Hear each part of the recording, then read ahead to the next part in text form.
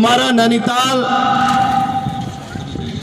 देश में ही नहीं संपूर्ण विश्व के पटल में अपनी एक अलग पहचान रखता है। और आज हमारे नैनीताल की सामरिक आवश्यकताएं, अगर हम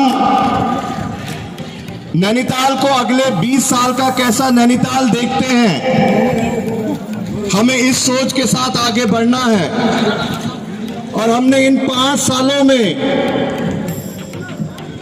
मैंने व्यक्तिगत तौर पर प्रयास किया और कोशिश की कि हम अपने नैनीताल को कैसे बेहतर बना सकते हैं, कैसे विकसित कर सकते हैं, कैसे इसको संवार सकते हैं, कैसे इसको सजा सकते हैं।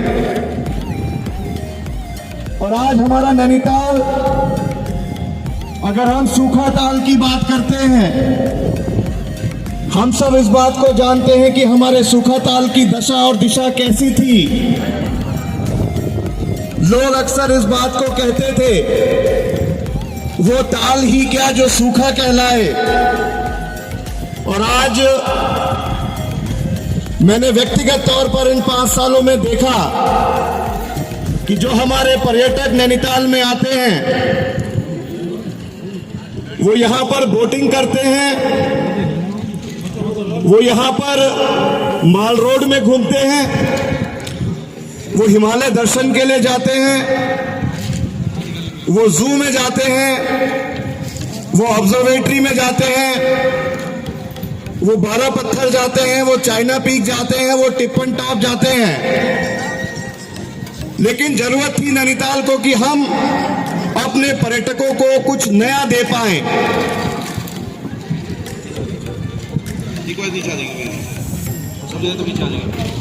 हम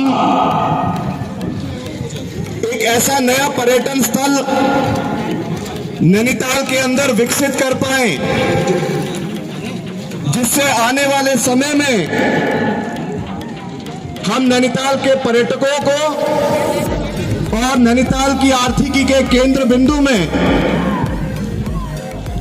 जिसके अंदर हमारी सामरिक आवश्यकताओं की पूर्ति के साथ, हमारे युवाओं के रोजगार के साथ, हम एक नया आकर्षण का केंद्र पर्यटन के क्षेत्र में विकसित कर पाए। और आज मुझे खुशी है कि जो 60 साल 70 साल से लगातार हम सूखा ताल के बारे में सुनते थे, आज अब साहब के आशीर्वाद से हमारे सूखा ताल 28 करोड़ रुपए की लागत से एक नए पर्यटन स्थल के रूप में विकसित हो रहा है। हमारा तल्लीताल बाजार हो चाहे मल्लीताल बाजार हो, हमने उसकी दशा और दिशा को भी देखा। पर्यटक नैनीताल में घूमते थे, लेकिन तल्लीताल बल्लीताल बाजार में कैसे जाएं, कैसे हम उनको उस बाजार में भी जो हमारे व्यापारी बंधु हैं, उनकी आर्थिक उन्नति के लिए हम उनको पर्यटकों को आकर्षित कर सके। हमने इसके लिए भी, चाहे तल्लीताल बाजार हो चाहे मल्लीताल बाजार हो, हमने इसको कुमाऊनी जो हमारी संस्कृति है, जो हमारी परंपराएं हैं, हमने उसकी तर्ज पर इसको विकसित करने के लिए दोनों बाजारों के लिए 2.5 करोड़ रुपए की लागत से पैसा स्वीकृत कराया है। और निश्चित तौर पर आने वाले समय में पर्यटकों के लिए हमारा मल्लीताल बाजार हो चाहे तल्लीताल बाजार हो, ये भी आकर्षण का केंद्र होगा।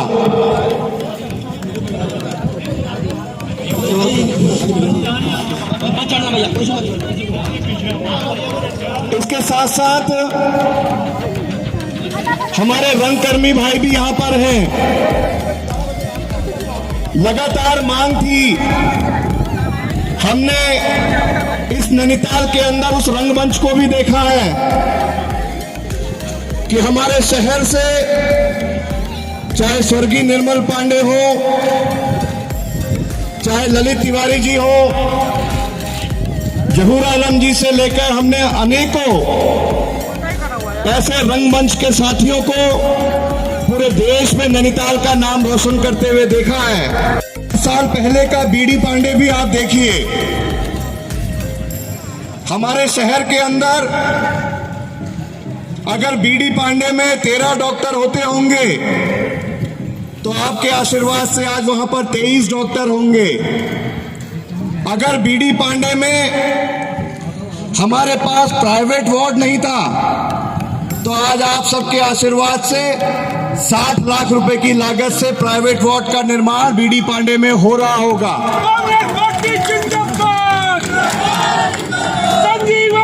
हमारे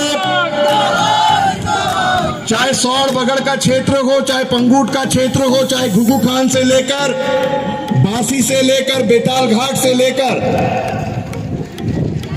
हमारे परिवार जब बीडी पांडे में आते होंगे आपने उस दौर को भी देखा होगा कि अगर एक चाय की भी जरूरत है तो बाजार में आकर चाय पीनी पड़ती थी।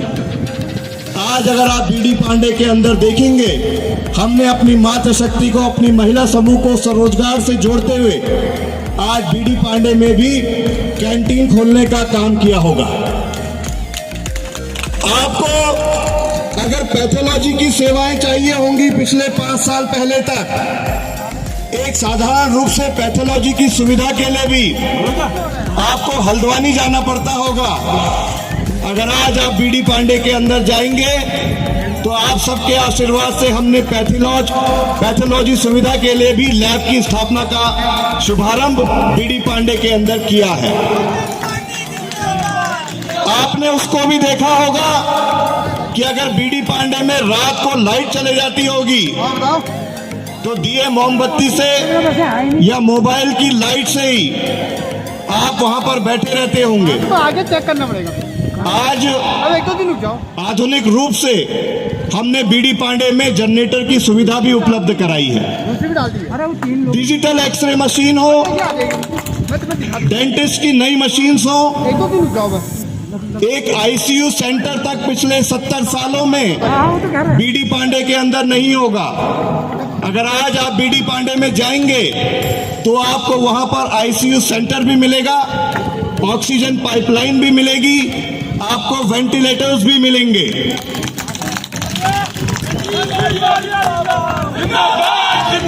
आपने बीडी पांडे का महिला वार्ड भी देखा होगा, आपने बच्चों का वार्ड भी देखा होगा। अब आज एक बार आप बीडी पांडे का पेडियाट्रिक वार्ड भी देखिए और महिला प्रसूति वार्ड भी देखिए। हमने लगभग 40 से 45 लाख रुपए की लागत से उसकी सुविधा को भी सुधारने का काम किया होगा। हमारे बीडी पांडे में अगर जनपद के अंदर कोरोना के समय में हमने ऑक्सीजन की कमी को बहुत नजदीक से देखा है। आप आज बीडी पांडे जाएंगे तो आपको नैनीताल बीडी पांडे के अंदर को ऑक्सीजन जनरेशन प्लांट भी देखने को मिलेगा। अब इसके बाद भी क्योंकि सुविधाओं की नितांत जरूरतें हैं, आवश्यकताएं हैं, लेकिन हमने एक विकास की लकीर खींचने का काम इन 5 सालों में आपके आशीर्वाद से शुरू किया है और अब जरूरत है कि हमें उस विकास की लकीर को धुंधला नहीं होने देना है। हमने उस विकास की लकीर को आगे बढ़ने देना है। हम पिछले 15 सालों से इस बात को सुनते थे कि पार्किंग बने, कहीं पर भी बनाए पार्किंग बने। आप सबके आशीर्वाद से हम सबको इस बात का एहसास है। कोर्ट के डायरेक्शंस थे कि हमारे झील के समीप एरियल डिस्टेंस में 3 किलोमीटर तक कंस्ट्रक्शन के लिए काम नहीं हो सकता है। हमने उसकी भी शुरुआत की। हमने ये संकल्प लिया कि हम नारायण नगर चौरखेत के पास हम पार्किंग के लिए कम से कम 500 गाड़ी का एक लक्ष्य बनाकर चलें और आप सबके आशीर्वाद से 24 बीघा जमीन हमने भारत सरकार से सारे वन अधिनियम के रोड़े हटकाकर उसकी सैद्धांतिक और विधिवत स्वीकृति कराई और आज 2.5 करोड़ रुपए की लागत से हमारी नारायण नगर पार्किंग का भी काम आप सबके आशीर्वाद से शुरू हुआ है और 500 गाड़ियों की पार्किंग का निर्माण वहां पर हो रहा है। इसके साथ साथ हमारी कोशिश है, हम इसके लिए भी प्रयास कर रहे हैं कि कैसे हम शहर में अगर कंस्ट्रक्शन नहीं भी कर सकते हैं, लेकिन शहर के अंदर भी हम पार्किंग कैसे बनाएं। हमने इसके लिए भी, चाहे तल्लीताल का हमारा नेशनल होटल के पास की जगह हो, चाहे हमारा अशोका टॉकीज की जगह हो, हम यहां पर भी लगभग 500 गाड़ी के लिए हमने इसकी डीपीआर बनाई है, इसका प्राक्कलन शासन को प्रेषित किया है, जिसके अंदर हम रोबोटिक प्लान के तहत हाइड्रोलिक पार्किंग के लिए अगले 5 सालों में काम करने का कोशिश करेंगे, प्रयास करेंगे। अगर आप हमारे डीएसए की दशा देख लें, हमारे युवा साथी यहां पर हैं। ये नैनीताल हमारा खेल प्रेमियों का शहर है। कोई भी किसी प्रकार का भी टूर्नामेंट होता है, हम इस चीज को देखते हैं कि पूरा शहर बच्चों के प्रोत्साहन के लिए पूरा उमड़ कर आता है और उनको प्रोत्साहित करता है। लेकिन जो हमारी डीएसए की बिल्डिंग थी, उसकी क्या दशा और दिशा थी, उसकी कैंटीन कैसी थी। अगर आज आप डीएसए देखेंगे तो हमने उसको भी, उसके स्वरूप को भी बदलने का और उसको सुंदर बनाने का काम किया है। हमारे शहर के अंदर एक बैडमिंटन कोर्ट इंडोर पिछले 70 सालों में यहाँ के युवाओं के लिए नहीं बन पाया। आज मुझे इस बात की खुशी है कि हमारे डीएसए के अंदर हमारे युवा बच्चों से लेकर सभी खेल प्रेमियों के लिए हमने 15 लाख रुपए की लागत से इंडोर बैडमिंटन कोर्ट भी यहाँ पर बनाने का काम किया है। हमारा विधायक कैसा हो? हमारा यहीं पर ये बास्केटबॉल कोर्ट, हमने उसको भी देखा है कि जब यहाँ पर महिला बास्केटबॉल के टूर्नामेंट्स होते हैं, हमारी बहनें, हमारी बेटियां, जब उनको एक चेंजिंग रूम तक यहाँ पर आदत रूप से नहीं मिलता था, किस तरीके से यहाँ पर खेलने के लिए उनको कितनी दूर जाकर अपने कपड़े बदलने के लिए भी दूर जाना पड़ता था। और आज हमने चेंजिंग रूम के साथ साथ इस बास्केटबॉल को भी नया स्वरूप देने का काम किया है। हमारे इस क्षेत्र के अंदर आपने देखा कि हमारी जितनी पारंपरिक हेरिटेज बिल्डिंग थी, चाहे वो हमारी लाइब्रेरी हो, चाहे हमारे पुराने चर्च हो, चाहे हमारे समीपवर्ती क्षेत्र में डाकुला में हमारा गांधी केंद्र हो, हमने हर क्षेत्र में ये कोशिश की कि हम नए तरीके से कुछ करें, जिससे आने वाले समय में हम नैनीताल के पर्यटन को आगे बढ़ाने का काम कर पाएं। और ये तो अगर हम कहते रहेंगे, एक लंबी फेरिस्त है। और आज हमने ये भी संकल्प लिया है कि हम आने वाले समय में पर्यटन गतिविधियों को बढ़ाने के लिए, आने वाले समय में जो हमने डीपीआर भेजी है, जो भारत सरकार गई है, निश्चित तौर पर हमारा लक्ष्य है कि हम रानीबाग से डोलमार, डोलमार से जोलीकोट और जोलीकोट से हनुमानगढ़ी तक एक रोपवे बनाने का काम करेंगे, जिससे हमारे स्थानीय लोग और हमारे पर्यटक आने वाले समय में एक नए आकर्षण के केंद्र के साथ नैनीताल में पहुंच पाएं।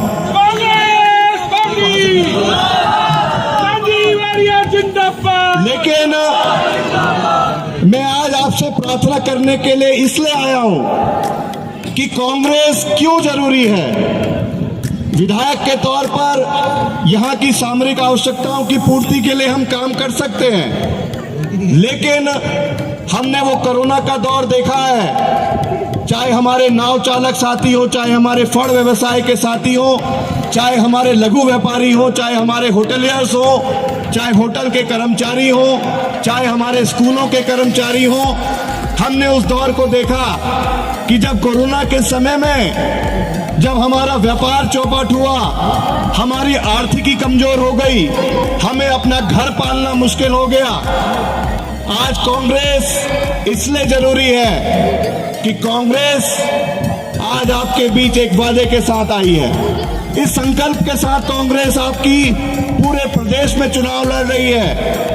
आप याद करिए उस दिन को भी, जब 2017 में एक बड़े मंच से भारतीय जनता पार्टी के बड़े बड़े नेताओं ने कहा कि डबल इंजन की सरकार आप इस प्रदेश में स्थापित कीजिए, एक इंजन यहां पर दीजिए, एक इंजन केंद्र में होगा, तो हम 100 दिन के अंदर महंगाई पे नियंत्रण कर अपनी मातृशक्ति को महंगाई से निजात दिलाएंगे।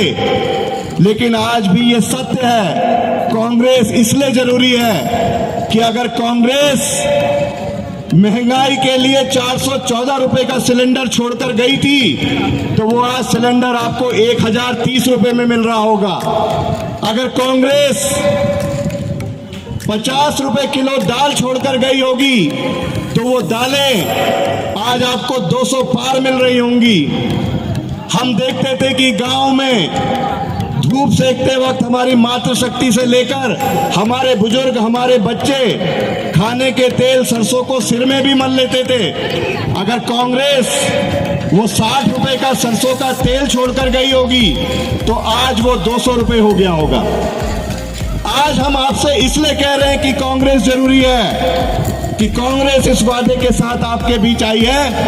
अगर कांग्रेस की सरकार इस प्रदेश के अंदर स्थापित होगी तो निश्चित तौर पर जो 1030 रुपए का सिलेंडर हमारी मातृशक्ति को मिल रहा है, कांग्रेस इसको 500 रुपए में देने का काम करेगी। हम किस तरीके से आपके और इस महंगाई में आपके साथी बनकर, आपके सहयोगी बनकर, आपकी सहभागिता में हम सम्मिलित हो सकते हैं, तो कांग्रेस इस वादे के साथ आपके बीच आई है। अगर कांग्रेस की सरकार बनेगी तो हम हर घर को 200 यूनिट बिजली फ्री देने का काम करेंगे, जिससे आप महंगाई पे कम से कम उसका बोझ कम हो पाए। कांग्रेस पार्टी जिंदाबाद। हमारे इतने सारे युवा साथी यहां पर हैं। आपको डबल इंजन की सरकार ने कहा था कि देश के अंदर 2 करोड़ युवाओं को रोजगार मिलेगा, 4 लाख युवाओं को हर साल रोजगार मिलेगा। और बड़ा दुर्भाग्य है कि इन 5 सालों में जब भारतीय जनता पार्टी के उन्हीं बड़े नेताओं से इस बात को पूछा जाता है कि आपने कितने रोजगार दिए, तो वो कहते हैं कि हमने अपने युवाओं को स्वरोजगार के लिए प्रेरित किया। और आज देखो भाजपा की सरकार में युवा जगह जगह ठेले लगा रहे हैं, चाउमीन बेच रहे हैं, मोमो बेच रहे हैं, जलेबी बेच रहे हैं, समोसे बेच रहे हैं, पकौड़ी तल रहे हैं। क्या हमने इसलिए डबल इंजन की सरकार को चुना था? आज कांग्रेस इस वादे के साथ युवाओं के बीच आ रही है कि जिस दिन कांग्रेस की सरकार इस राज्य में स्थापित होगी, जो 58,000 सरकारी पद रिक्त पड़े हैं, जिनमें पिछले 5 सालों में भर्ती नहीं हो पाई है, कांग्रेस इस वादे के साथ आपके बीच आई है कि कांग्रेस की सरकार बनते ही उन 58,000 सरकारी पद जो रिक्त पड़े हैं उनको भरने का काम कांग्रेस की सरकार करेगी। यहां पर मेरी मातृशक्ति है। हर माँ बाप का सपना होता है कि उसकी बेटी, उसकी बहन डॉक्टर बने, इंजीनियर बने, प्रशासनिक सेवाओं में जाए, सरकारी सेवाओं में जाए। और ये भी इस प्रदेश का दुर्भाग्य है कि जो हमारे 3 मुख्यमंत्री इस प्रदेश में आए, उनकी सोच देखिए। जब हम मातृशक्ति की बात करते हैं, उनको स्वावलंबी और उनके स्वाभिमान की बात करते हैं, तो वो 3 मुख्यमंत्री हमारी मातृशक्ति को रोजगार देने के नाम पर योजना लाते हैं कि हम आपके लिए घसियारी योजना लेकर आए हैं, हम आपको घसियारी बनाएंगे, हम आपको बढ़िया दराती देंगे जिससे आप गांव-गांव बढ़िया घास काट पाए। आज कांग्रेस इस वादे से आ रही है और कांग्रेस इसलिए जरूरी है कि कांग्रेस इस वादे के साथ आई है कि जो 58,000 सरकारी पद रिक्त पड़े हैं, उसमें 40% पद हमारी मातृशक्ति के लिए, हमारी बेटियों के लिए, हमारी बहनों के लिए आरक्षित होंगे, जिससे वो भी आने वाले समय में अपने परिवार में अपनी महत्वपूर्ण सहभागिता प्रदान कर पाए। आज एक वादा डबल इंजन ने कहा कि हमारे किसान, चाहे सीमांत काश्तकार हो, चाहे लघु काश्तकार हो, चाहे मझोले काश्तकार हो, कि 5 साल में हम अपने किसानों का, जो हमारी सहकारी समितियां हैं, जो हमारे पैक्स हैं, उनमें उनका 2 लाख से नीचे का जो कर्ज है उसको माफ करेंगे और उनकी आर्थिकी को 2022 तक दुगना बनाने का काम करेंगे। मैं इतने साथी यहाँ पर हैं क्योंकि हमारे बजून से लेकर खुरपा ताल से लेकर नन्नी से लेकर अधौड़ा से लेकर अक्सू से लेकर गहला से लेकर सिलमोड़िया से लेकर हमारी मल्लीताल बाजार में हमारे कृषक बंधु आते हैं। मैं इस डंके की चोट पे इस बात को कहता हूं कि अगर वो एक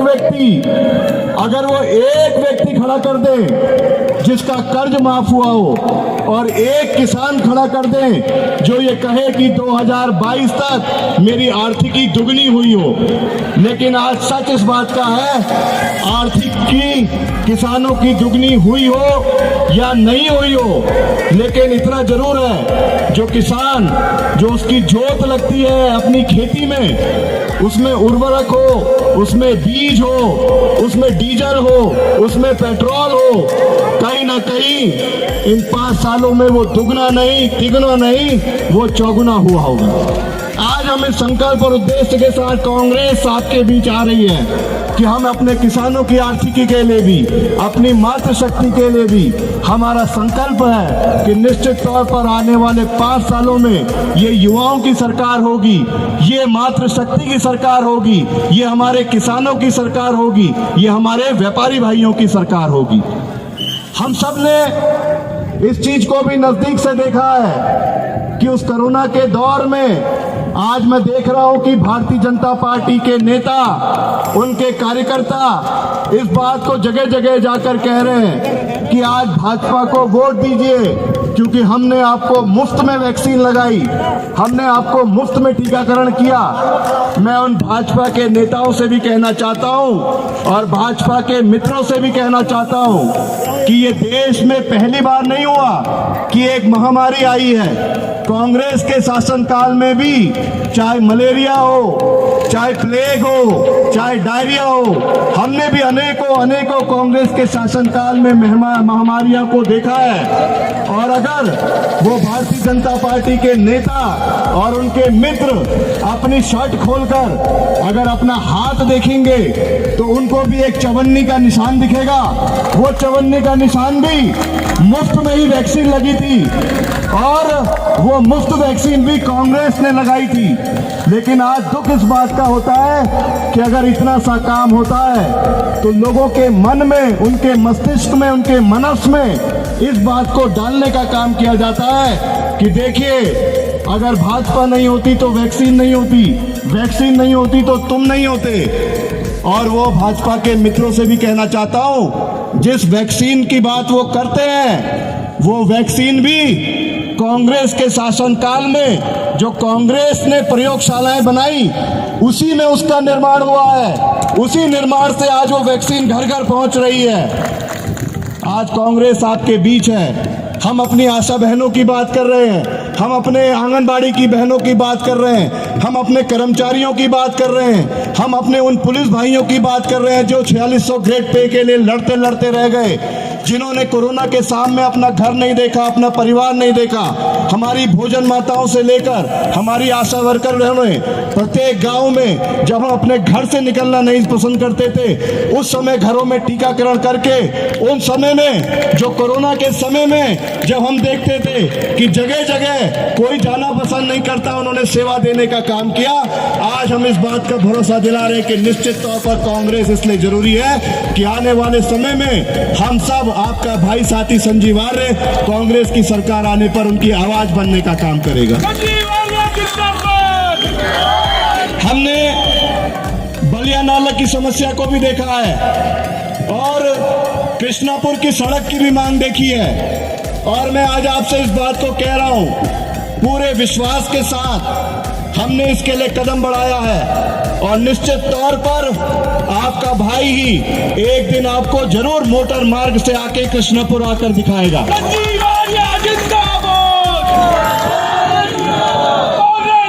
इस बलिया नाला के लिए भी और हमारे 7 नंबर के लिए भी उस समय को भी याद कीजिए जब 2012 से 17 भारतीय जनता पार्टी की प्रत्याशी वो विधायक थी यहां से, हमारे किशन नेगी जी से लेकर हमारे अनेकों असंख्य साथी जिन्होंने उस 7 नंबर की लड़ाई को लड़ने का काम किया, हमारे 7 नंबर के घर जिन्होंने अपनी गाड़ी कमाई से, अपनी मेहनत से अपने छोटे छोटे आशियाने बनाए थे, हमने उस दौर को भी देखा कि हम अपना जीवन का अपनी गाड़ी कमाई खोने की कगार पर बैठे थे। और उस वक्त भी एक सरकार में एक विधायक आपने चुनकर भेजी जो ये कह रही थी कि पहले आंदोलन समाप्त कीजिए तब मैं आपकी बात सुनूंगी। इस चीज को याद रखिएगा कि आपको ऐसा जनप्रतिनिधि चुनना है कि जो निश्चित तौर पर आपकी आवाज बने, वो पार्टी ना देखे, वो सरकार ना देखे, वो ना दल ना देखे, वो आपका दुख देखे, आपकी जरूरत देखे, आपकी आवश्यकताएं देखे। आज जरूरत है हमको नैनीताल को किस तरीके से आगे बढ़ाना है, और इसके लिए अगर कुछ हो सकता है तो निश्चित तौर पर कांग्रेस की सरकार में हो सकता है। आज जितनी तादाद में यहाँ पर लोग आए हैं, एक चीज बिल्कुल स्पष्ट हो गई है, मैं भाजपा के मित्रों को भी सुना रहा हूं इस बात को कि जनता चाह रही है, भाजपा जा रही है और कांग्रेस अब पार्टी जिंदाबाद, इस अवसर पर पार्टी जिंदाबाद, संजीव भैया जिंदाबाद। इस अवसर पर हम सबको संगठित होना है, एकजुट होना है। आपने 10 मार्च का परिणाम तय कर दिया है, लेकिन मैं आपसे प्रार्थना और विनती करना चाहता हूं, हमारे नैनीताल के लोग, उनके रिश्तेदार, उनके मित्र, उनके सहयोगी और विधानसभाओं में भी होंगे। हमने ये संकल्प लेना है कि इस डबल इंजन की सरकार, हमने देश के प्रधानमंत्री जी से भी हाथ जोड़ के हमारी प्रार्थना है कि जो आपने ये सिंगल इंजन हमें यहाँ पर दिया है, ये जो पहले साल से धुआं छोड़ रहा है, हम 14 फरवरी के दिन उनको सप्रेम इस डबल इंजन को वापस करेंगे और हम ये वादा लेंगे कि भाई कांग्रेस की सरकार आएगी, हम सिंगल इंजन में ही काम चला लेंगे। हम इस सिंगल इंजन से ही भले ही धीरे धीरे आगे बढ़ेंगे, लेकिन ईमानदारी से बढ़ेंगे, लोगों की आवाज के साथ बढ़ेंगे, लोगों की जरूरतों के साथ बढ़ेंगे, लोगों की आवश्यकताओं के साथ बढ़ेंगे। और मैं इतना आपसे जरूर प्रार्थना करता हूं, क्योंकि हम हर सुबह जब अपना स्नान करने के बाद हम सबसे पहला काम करते हैं कि हम अपने आराध्य को पूछते हैं। मां नैना देवी का हमारा प्रांगण यहाँ पर है, ये हमारे नैनीताल की खूबी है कि हमारे नाच करो आज उसकी तर्ज पर इस देश को विघटन की कगार पर खड़ा किया है, बांटने का काम किया है। लेकिन नैनीताल ने हमेशा ऊपर एक चीज सबसे पहली अपनी प्राथमिकताओं में रखा है, जो हमेशा कांग्रेस की भी प्राथमिकता रही है, वो है सर्व जाति समभाव, सर्वधर्म समभाव। और आज नैनीताल हम सबका है, निश्चित तौर पर नैनीताल का विकास हम सबकी जिम्मेदारी है। तो मैं आपसे ये प्रार्थना करना चाहता हूं कि 14 फरवरी के दिन अपना स्नान करने के बाद जिस तरीके से हम अपने भगवान को पूछते हैं, हाथ जोड़ते हैं, इसी तरीके से अपनी मातृशक्ति से भी निवेदन करना चाहता हूं, भगवान के हाथ जोड़ने के बाद जब आप अपना वोट डालने जाएं तो उस सिलेंडर को भी नमस्कार करके जाइएगा जो 1030 रुपए का आज आपके सिर पर बोझ पड़ रहा है, और कहिएगा कि आज सिलेंडर को मेरा नमस्कार है। निश्चित तौर पर हमको उस सरकार को चुनना है जो हमको ये वादा कर रही है कि सरकार आने के बाद वो सिलेंडर हमको कितने रुपए में मिलेगा, कितने रुपए में मिलेगा। तो मैं इस अवसर पर आपसे यही प्रार्थना और विनती करता हूं